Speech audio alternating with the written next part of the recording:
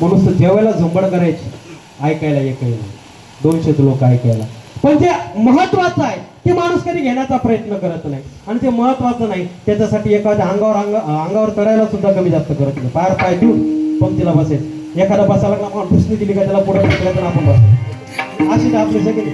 एखादा बसायला लागला वळीमध्ये आपण गुडघ्याने ढुसणी दिली तर पुढं पडला की आपण जाऊन बसायचं. ही माणसाची प्रवृत्ती, बरोबर की नाही? पण ऐकण्यासाठी नाही, प्रवचन आहे तर ऐकण्यासाठी नाही बसणार.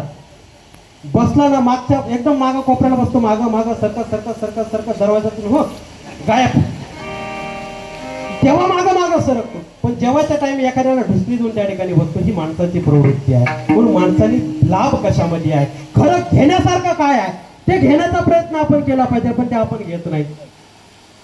म्हणून त्या ठिकाणी त्या मित्राला विनंती केली की तू ये, फक्त जेवण कर, जेवण करून निघून जा, थांबू नको. मित्र आला, लांब बसला, बाबांचं प्रवचन चालू होतं. बाबा त्या ठिकाणी सांगत होते लोकांना, लोक ऐकत होते. पण तो बाजूला जाऊन बसला, एकदम लांब बसला, मोबाईल खेळत बसला. पण तिने प्रवचन ऐकलं नाही, मोबाईल खेळत बसला. बाबा सांगत होते परमेश्वराची महिमा, त्या ठिकाणी बाबा वाखाणत होते, देवाचं महत्व सांगत होते, देवाचं अस्तित्व काय, या जगामध्ये देवाचं अस्तित्व काय, ते अस्तित्व त्या ठिकाणी निरूपण करत होते, महत्व निरूपण करत होते. आणि सर्व त्या ठिकाणी निरूपण संपलं, त्याला राहवलं नाही. त्याने 2-4 शब्द बाबांचे ऐकले. नास्तिक माणसं भलते बेकार असतात, नाही आम्हाला अनुभव येतात बरं का, लय आडवतात कधी कधी, लय म्हणजे लय जाणवतात आम्हाला, त्या गोष्टीचे अनुभव भरपूर आहे.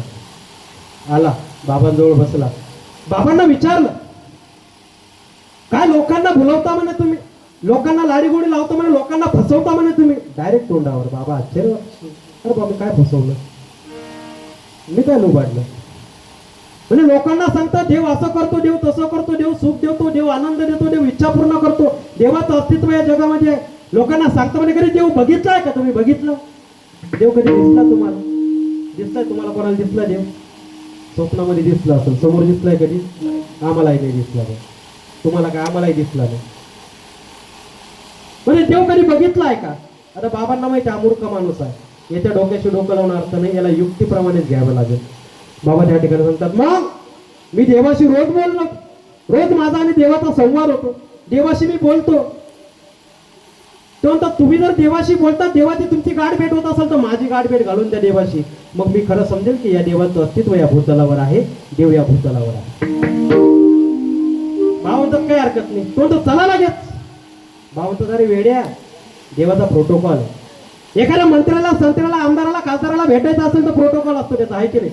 डायरेक्ट जाऊन भेटता येतं का, त्याची पहिले तारीख घ्यावी लागते, वेळ घ्यावी लागते, दिवस घ्यावा लागतो, ठिकाण घ्यावं लागतं आणि मग भेटावं लागतं. तसं त्या देवाचाही प्रोटोकॉल आहे. पहिले मी देवाला विचारल असा असा भक्त तुम्हाला भेटण्यासाठी येतोय, मग देव जो दिवस ठरवतील, जो वेळ ठरवतील, जी तारीख ठरवतील त्या तारखेला मी तुला घेऊन जाणार. तो काही हरकत नाही. दुसऱ्या दिवशी सकाळी येतो. सकाळी आल्यानंतर त्या ठिकाणी बाबांना विचारतो, विचारलं का तुमच्या देवाला, विचार हो झाला, माझा देवाशी संवाद झाला की असा एक भक्त तुम्हाला भेटण्यासाठी येतोय. पण देवाने मला 2-3 प्रश्न टाकले की त्या भक्ताचं नाव काय, त्याचं गाव काय, त्याचं काम काय, त्याची संपत्ती काय, हे सर्व विचारा, सर्व बायोडाटा आणा आणि मग मी तुम्हाला तारीख देतो. मग सांग तुझं नाव काय. आता नाव कोणाचं घ्यावं, इथं नाव घेतलं मला पंचायत पडते, एखाद्याचं नाव घ्यावं तो माणूस इथं निघला तर मी नाचते का बाबा, हे की नाही. तुमचं कीर्तन ऐकतो तर ऐकतो पाहिजे ना, म्हणजे नाचते म्हण राहिला तुम्ही. हा नाव कोणाचं घ्यावं. आता मी नाव सांगतो, असेल तर नाव चेंज करतो बरं का, फक्त नाव सांगतो. काय काय सकाराम पाटील आहे, गावात असतो द्या, इथं नसायला पाहिजे. ते माझं कीर्तन ऐकतात, सकाराम पाटील आहे कोणी नाही ना, घेऊ नाव. हा गावात कुठे असू दे, इथं नको, नाही तर म्हणतील बाबाचा कीर्तन ऐकून बाबा मला नास्तिक म्हणतात, असं नको व्हायला, बरोबर. मग त्याला विचारतात तुझं नाव काय, तो माझं नाव सकाराम पाटील. बाबा म्हणतात अरे तुझ्या शरीराचं नाव झालं, तुझं नाव काय, विचार करायला लागतो. पुन्हा म्हणतात ते तिघे बाजूला. दुसरा सांग तुझं गाव कोणतं, तो माझं गाव बडगाव, मी वाक घेत नाही. वाक्यात एखादा सकाराम पाटील असतं तर माझं नाही, ते उदळ देईल बिनकामी, कीर्तनच बंद करून टाका, म्हणून मी वाक नाव नाही घेत. भडगाव, माझं गाव कोणतं, तुझं गाव कोणतं, ते होतं भडगाव. अरे तुझ्या शरीराचं गाव झालं, तुझं गाव सांग कोणतं. बरं तुझ्याकडे संपत्ती किती, ते माझ्याकडे 100 एकर जमीन आहे, 2-4 बंगले आहेत, 4-5 गाड्या आहेत, नोकर चाकर आहे, सर्व काही आहे, मुलं बाळ सर्व, बायको पोरं सगळं काही. अरे तुझ्या शरीराचं झालं, तुझं काय, विचार करायला लागतं. नास्तिक आहे पण थोडं थोडा हुशार असतो, विचार करतो आणि विचार केल्यानंतर त्याला त्या ठिकाणी नाव सुचतं. मग बाबा विचारतो तुझं नाव काय? मग तो काय त्याचं नाव काय सांगतो? माझं नाव काय? जीवा. काय आहे? जीवा. तुझं नाव जीव आहे. मग तुझा जीव तुला कधी दिसला का? आत्मा कधी कोणाला दिसलाय का? ज्या जीवाच्या भरोश्यावर आपण हातपाय चालवतो, ज्या जीवाच्या भरोश्यावर तोंडाने बोलतो, कानाने ऐकतो, नाकाने वास घेतो, डोळ्याने बघतो, पायाने चालतो, हाताने काम करतो, तो जीव कधी कोणाला दिसला? बघितलं तुम्ही कधी? त्या जीवाच्या आधारावर तुझं जो शरीर पूर्ण चालवतो तो जीव तुला कधी दिसला नाही.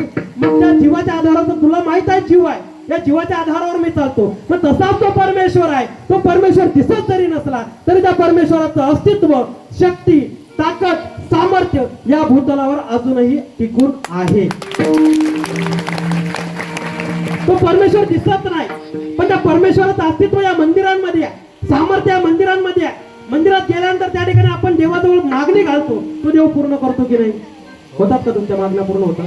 कसं काय होतात? आपोआप होतात. देव ऐकतो तेव्हा पूर्ण होतात. मग देवाचं अस्तित्व आहे की नाही? मग बाबा त्याला प्रश्न करतात की तू हे नाव कमवलं शरीरासाठी कमवलं, तुझं गाव आहे शरीरासाठी गाव आहे, तू संपत्ती कमवली शरीरासाठी कमवली, तू नातेवाईक कमवले शरीरासाठी कमवले. या शरीरातून एकदा जीव बाजूला झाल्यावर हे सर्व काही इथं राहणार. नाव सोबत येत नाही, गाव सोबत येत नाही, संपत्ती सोबत येत नाही, काहीच सोबत येत नाही. मग तू जीवासाठी केलं काय? सांगा तुम्ही काय केलं आजपर्यंत जीवासाठी? पैसे कमवले शरीरासाठी कमवले, नावाला मोठं केलं शरीरासाठी केलं. तुम्ही त्याने तर केलं, तुम्ही सुद्धा नावाला मोठं केलं शरीरासाठी केलं, पैसे कमवले शरीरासाठी कमवले, बरोबर की? मान सन्मान कमवला शरीरासाठी कमवला, नातेवाईक कमवले शरीरासाठी कमवले. जीवासाठी काय केलं? उत्तर द्या. काय केलं जीवासाठी? या शरीरातून एकदा जीव बाजूला झाला की विषय संपला, बरोबर की?